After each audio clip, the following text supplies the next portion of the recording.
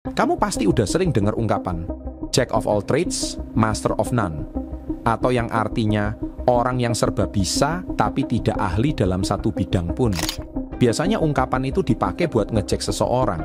Seolah-olah seorang generalis cuma biasa-biasa aja di banyak bidang, tapi nggak jago di satu pun. Tapi sebenarnya kutipan lengkapnya tuh bilang, a jack of all trades is a master of none, but oftentimes better than a master of one. Yang artinya, orang yang serba bisa tidak ahli dalam satu bidang pun, tetapi seringkali lebih baik daripada orang yang ahli dalam satu bidang saja. Itu benar-benar ngebalik total persepsi kita. Di dunia yang cepat berubah sekarang, di mana AI bisa gantiin seluruh sektor kerja, dan teknologi baru bikin industri-industri terguncang. Punya skill yang beragam itu bisa jadi superpower beneran. Kalau kamu penasaran kenapa generalis sering punya keunggulan, dan gimana caranya jadi seorang generalis tanpa kehilangan pendalaman di satu bidang, dengerin terus ya. Ini bisa bikin cara pandang kamu soal sukses dan kemampuan beradaptasi jadi berubah selamanya.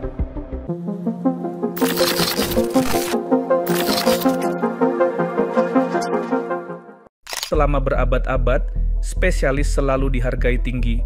Mulai dari pandai besi di zaman pertengahan sampai ahli bedah saraf masa kini, masyarakat selalu ngasih penghargaan buat yang fokus mendalami satu bidang dengan sangat dalam. Tapi sekarang, kita hidup di era perubahan non-stop, bisa dibilang digital renaissance, di mana model bisnis bisa bangkit atau ambruk cuman dalam hitungan bulan. Contohnya Kodak yang spesialis di fotografi film, tapi gagal adaptasi ke era digital, akhirnya bangkrut pada tahun 2012.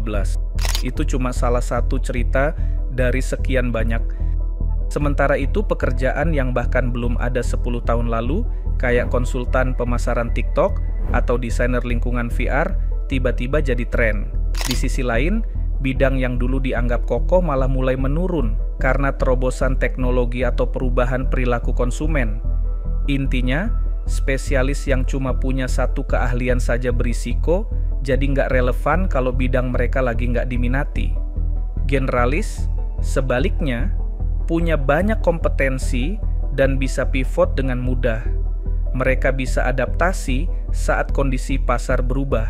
Coba deh lihat contoh Leonardo da Vinci, yang lahir tahun 1452. Dia nggak cuma jago melukis, tapi juga mendalami teknik, anatomi, dan konsep penerbangan awal. Dengan menggabungkan seni dan pengamatan ilmiah, dia bisa membayangkan mesin terbang berabad-abad sebelum Wright bersaudara berhasil terbang pada tahun 1903. Rasa ingin tahu yang luas itu benar-benar jadi kunci kejeniusannya. Lanjut ke zaman sekarang, kita lihat pola serupa di Elon Musk.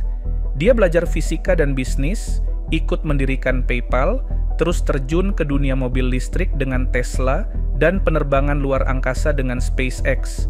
Dia mungkin bukan insinyur roket terbaik di dunia, tapi dia ngerti cukup banyak untuk ngatur para ahli terbaik dan mendorong inovasi maju. Banyak yang salah kaprah kalau generalis itu cuman biasa-biasa aja. Generalis sukses biasanya benar-benar menguasai minimal satu bidang, lalu nambahin skill tambahan di atasnya. Bayangin aja model T-shape, batang vertikalnya nunjukin keahlian mendalam di satu bidang, sedangkan batang horizontalnya nunjukin pengetahuan yang luas di berbagai disiplin. Pendekatan ini menciptakan leverage. Kamu bisa mendelegasikan tugas-tugas khusus ke para ahli spesialis, tapi tetap ngerti bahasa mereka, nyari sinergi, dan mendorong proyek-proyek ambisius. Tim Ferriss misalnya, nulis buku The 4-Hour Workweek di tahun 2007 yang gabungin insight dari bisnis online, produktivitas, neurologi, dan pemasaran. Dia nggak cuma jago satu hal, dia sukses karena berhasil ngegabungin beberapa disiplin jadi satu cara baru yang unik. Begitu juga sama Mr. Beast, nama aslinya Jimmy Donaldson, dia nggak cuma paham bikin video YouTube, tapi juga ngerti cara bikin tantangan yang seru, ngatur tim, narik sponsor, dan bikin buzz yang viral.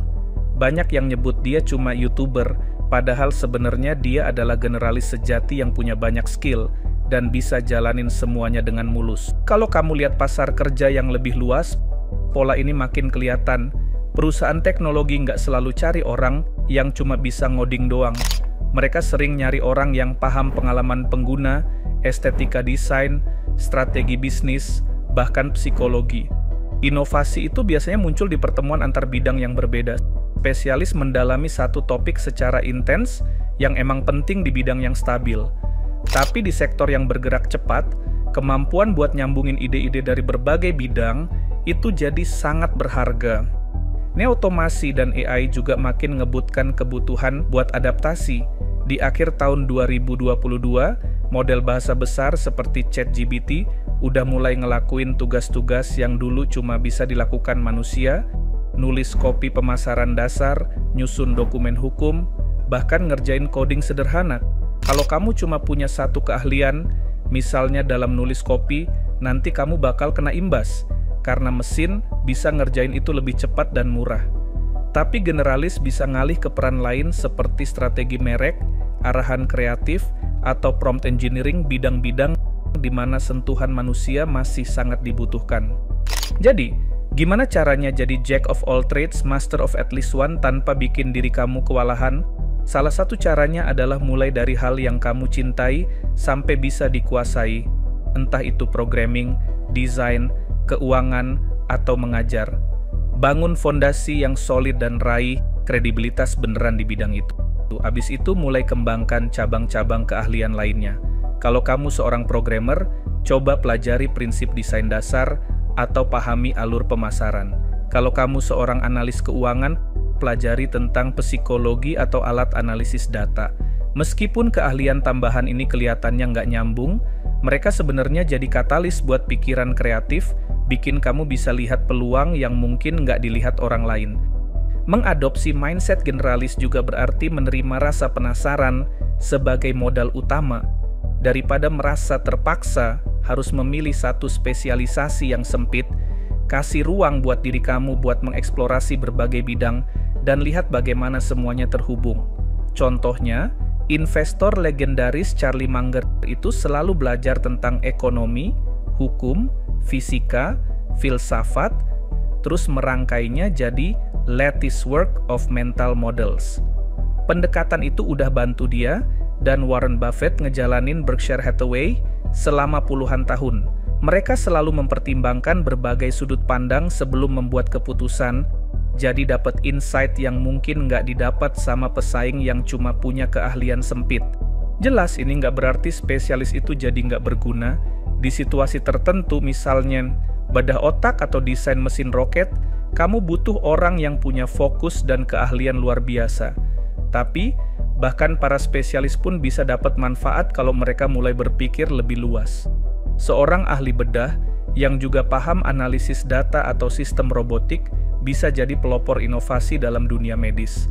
Seorang musisi klasik yang juga ngerti teknik rekaman bisa menciptakan pengalaman pertunjukan yang inovatif dan unik. Ekspansi pengetahuan di luar satu bidang biasanya akan memperbesar dampak yang kamu hasilkan. Di lingkungan yang dinamis, pengetahuan di berbagai bidang itu bisa jadi semacam asuransi. Kalau satu bidang jadi jenuh atau mandek, kamu masih punya kompetensi lain buat bikin kamu tetap relevan. Bayangin deh, berapa banyak produsen kamera yang kaget gara-gara revolusi smartphone. Generalis yang paham baik soal rekayasa perangkat keras maupun pengembangan perangkat lunak biasanya bisa beradaptasi dengan lebih mulus ke gelombang inovasi berikutnya. Meski ada yang berpendapat kalau jadi generalis bikin kamu jadi biasa-biasa aja, kenyataannya lebih kompleks. Generalis terbaik tuh yang bener-bener menguasai satu atau dua bidang, lalu nambahin skill pendukung biar makin tak terbendung. Nggak soal tahu dikit-dikit tentang segalanya, tapi lebih ke pendekatan yang disengaja buat bangun keahlian yang memacu kreativitas dan ketahanan. Bahkan di bidang yang stabil, pemikiran lintas disiplin bisa nyiptain terobosan besar.